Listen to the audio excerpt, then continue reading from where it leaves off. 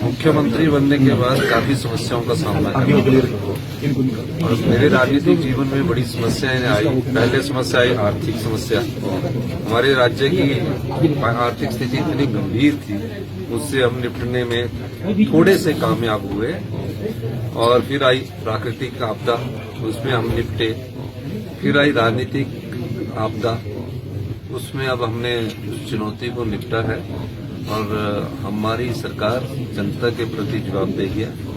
और मैं तो विपक्षी दल भारतीय जनता पार्टी से भी कहूंगा, जो हिमाचल के जो लोग सत्ता का सुख पालने की सपने देख रहे हैं, हमें 5 साल के लिए मैंडेट दिया है। इस मैंडेट को आप मत चलाइए, इसमें हमें काम करने दीजिए। और जनता की अदालत में फिर हमारे खिलाफ जब आप जाएंगे और जनता की अदालत में जाकर आप उनसे सवाल पूछिए, तभी इसका लेकिन उचित जवाब मिलेगा। लोग ये सोच रहे होंगे, आप बीजेपी पर आरोप लगा रहे हैं, लेकिन बागी तो आपके 6 विधायक हुए, उसकी क्या वजह रही? उसकी वजह मुझसे ज्यादा तो आप जानते हैं पूरे हिंदुस्तान में क्या वजह रही है।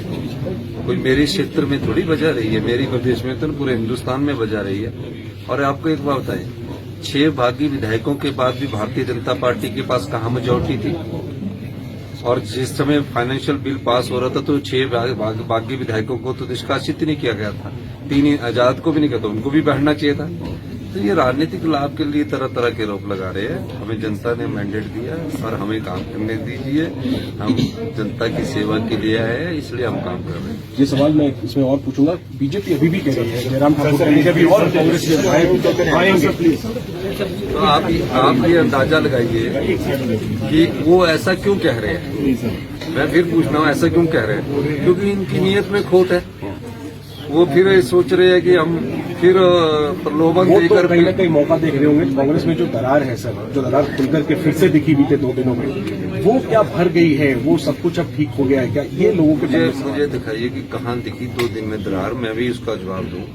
जो 34 विधायक थे उसमें कहाँ नजर आई? क्योंकि सर विक्रमादित्य ने इस्तीफा। माननीय पूर्व मुख्यमंत्री वीरभद्र सिंह जी हमारे सम्मानीय नेता, ऐसी कोई बात नहीं, बीच में नहीं दे, गलत बात मत कीजिए। ये आरोप तो नहीं, वो विक्रमादित्य ने भी कहा। उन्होंने एक स्टैच्यू की बात की है, हम उनका स्टैच्यू लगाएंगे। अब कई जगह राज्य के नेताओं के स्टैच्यू लगते हैं, कई जगह राष्ट्रीय नेताओं के स्टैच्यू लगेंगे। तो जहाँ राज्य के नेता के स्टैच्यू लगने होंगे या जहाँ उनकी चूड़ा होगी, तो उसमें कोई दो राय, कोई जमीन की बात नहीं, कोई जमीन की बात नहीं थी। किसने कह दिया? उन्होंने ऐसे भावनात्मक बात की है। मैंने उनसे बात करूंगा, वो ऐसा मेरे और उनके बीच में कई बार तक वो मुझसे बात करते रहते हैं, फिर वो मेरे छोटे भाई की तरह मिल जाते हैं, तो उसमें कोई दो राय थोड़ी है। समन्वय समिति बनाई जाएगी, कामकाज अच्छी बात। क्या बदलाव अब आएगा इस घटनाक्रम के बाद? अब यहाँ क्या बदलाव आएगा? देखिए, अब जो कोऑर्डिनेशन कमेटी बनेगी वो अच्छी बात है। जो कोऑर्डिनेशन कमेटी के सदस्य मिलकर बात करेंगे, समस्याओं का समाधान करेंगे। आखिरी में शैली पर निशाना साधा गया। जो लोग गए हैं उनके बारे में हिमाचल की जनता अच्छी तरह जानती है। मेरे बारे में वो तो जवाब हाईकमांड देता है। अब मैंने थोड़ी देर अपनी उसका जवाब। धन्यवाद।